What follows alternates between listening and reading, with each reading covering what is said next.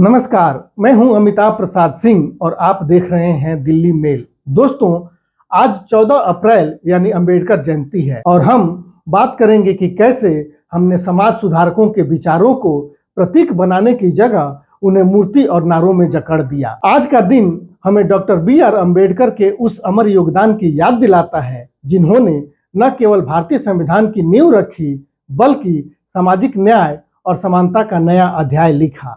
लेकिन सवाल यह है, क्या हम उनके सिद्धांतों को जी रहे हैं या सिर्फ उनके नाम की माला जप रहे हैं। आज की हमारी खास कहानी है अंबेडकर के विचारों की असली विरासत और उस विरासत को जीवित रखने की चुनौती। भारत में समाज सुधारकों की एक लंबी परंपरा रही है। गौतम बुद्ध से लेकर डॉक्टर बी.आर. अम्बेडकर तक इन महान हस्तियों ने समाज को अंधविश्वास, असमानता और अन्याय के खिलाफ जागृत करने का बीड़ा उठाया। लेकिन एक अजीब विडंबना है हमारे समाज की।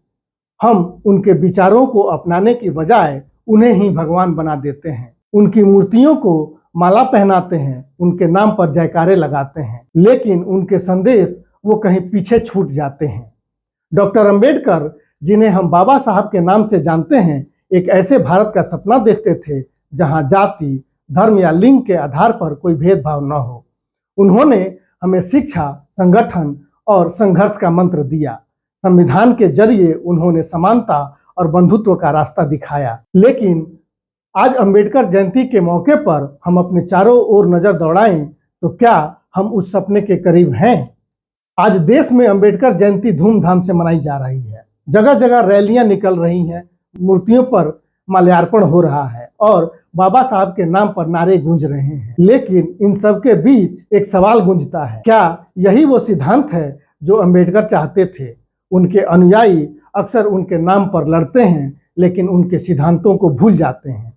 यह कहानी केवल अंबेडकर की नहीं बल्कि गौतम बुद्ध जैसे तमाम समाज सुधारकों की भी है। बुद्ध, जिन्होंने मूर्ति पूजा का विरोध किया, आज मंदिरों में पूजे जाते हैं। उनके उपदेश कर्मकांडों की भेंट चढ़ गए। ठीक वैसे ही अंबेडकर को भी हमने एक प्रतीक बना दिया है। अंबेडकर ने कहा था, मैं किसी व्यक्ति की पूजा नहीं करता, मैं विचारों का अनुसरण करता हूं। लेकिन आज हम उनके विचारों को कितना जीते हैं? संविधान, जो उनकी सबसे बड़ी देन है, क्या वह सिर्फ किताबों में सिमट कर रह गया है? जातिगत भेदभाव, सामाजिक अन्याय और असमानता आज भी हमारे समाज में जड़ें जमाए हुए हैं। अंबेडकरवाद को एक आंदोलन की तरह जीवित रखने की बजाय हम इसे केवल जयंती समारोहों और नारों तक सीमित कर रहे हैं। हालांकि इस अंधेरे में भी उम्मीद की किरणें हैं। देश के कोने कोने में ऐसे लोग हैं जो अंबेडकर के विचारों को जी रहे हैं। कोई शिक्षा के जरिए समाज को जागृत कर रहा है तो कोई सामाजिक न्याय के जरिए लड़ रहा है। ये वो लोग हैं जो मूर्तियों की पूजा नहीं बल्कि उनके सिद्धांतों को अपनाकर बाबा साहब को सच्ची श्रद्धांजलि दे रहे हैं। तो इस अंबेडकर जयंती पर आइए एक संकल्प लें। हम सिर्फ बाबा साहब के तस्वीरों को माला नहीं पहनाएंगे बल्कि उनके सपनों को साकार करने की कोशिश करेंगे।